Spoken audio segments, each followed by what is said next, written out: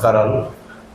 ఈరోజు national organ donation day సందర్భంగా ఈ అవగాహన కార్యక్రమాన్ని ఏర్పాటు చేసిన మానవతా స్వచ్ఛంద సంస్థకి ముందుగా నా శుభాకాంక్షలు. చాలా అవసరమైన కార్యక్రమం ఇది. It is a very important item. దానికి సంబంధించి అవగాహన పెంచాలి, ప్రజల్లో ఒక అవగాహన తీసుకొని వచ్చి వారిలో చైతన్యం కల్పించి వారి ద్వారా ఈ అవయవ దానాన్ని ముందుకు తీసుకొని వెళ్ళాలనే ఒక మంచి ఆశయంతో ఈ కార్యక్రమాన్ని నిర్వహిస్తున్నందుకు ముందుగా ఆర్గనైజర్స్ అందరికీ కూడా నా తరఫున, మా అందరి తరఫున ధన్యవాదాలండి. ఇప్పుడే చాలా డీటెయిల్గా డాక్టర్ గారు చెప్పారు. అవయవ దానంకి సంబంధించి, ఆర్గాన్ డొనేషన్ సంబంధించి దాంట్లో ఉన్న టెక్నికాలిటీస్ కానీ, ఏ రకంగా చేయొచ్చు, ఏమేమి ఆర్గాన్స్ మనం డొనేట్ చేయొచ్చు, ప్రొసీజర్ ఏంటి, ప్రాసెస్ ఏంటి అనేది వారు చాలా డెప్త్లో మీ అందరికీ చెప్పడం జరిగింది.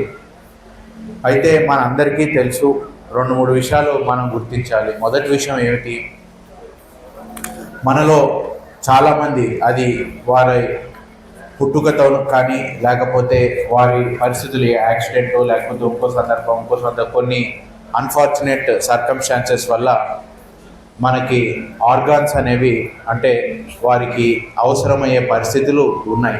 ఇది ప్రతిరోజు మనం చూస్తుంటాం. ఒక యాక్సిడెంట్ జరుగుతుంది, లేకపోతే ఇంకొక ఇబ్బంది కలుగుతుంది, ఇంకో ఇబ్బంది కలుగుతుంది. కాబట్టి సమాజంలో ఈ ఆర్గాన్స్ అనేవి అవసరం అనే దాని మీద మనందరికీ కూడా ఒక అవగాహన ఉంది, దాని మీద అంగీకారం ఉంది. అలాగే రెండో విషయం కూడా సైన్స్ పరంగా మనం చూసుకుంటే, ఒక వ్యక్తి చనిపోయినప్పుడు కానీ, లేకపోతే మరణించిన తర్వాత టెక్నికల్గా, సైంటిఫిక్గా ఆ వ్యక్తి మరొకరికి అవయవదానం చేయవచ్చు అనేది కూడా మనందరికీ తెలుసు. అందరం చదువుకున్నాం, అందరికీ అవగాహన. మూడోది, ప్రస్తుత సైంటిఫిక్ డెవలప్మెంట్స్ కానీ, మెడికల్ అడ్వాన్స్మెంట్స్ కానీ తీసుకుంటే, మరి ఒక వ్యక్తి నుంచి అవసరమైన వ్యక్తికి ట్రాన్స్ప్లాంట్ చేసే యొక్క టెక్నాలజీ కానీ, ఆ ప్రొసీజర్స్ కానీ, ఆ కెపాసిటీ కానీ మన డాక్టర్స్ కానీ, మన హాస్పిటల్స్ కానీ డెవలప్ చేసుకుంటాం. ఈ మూడో విషయం కూడా మనందరికీ తెలుసు.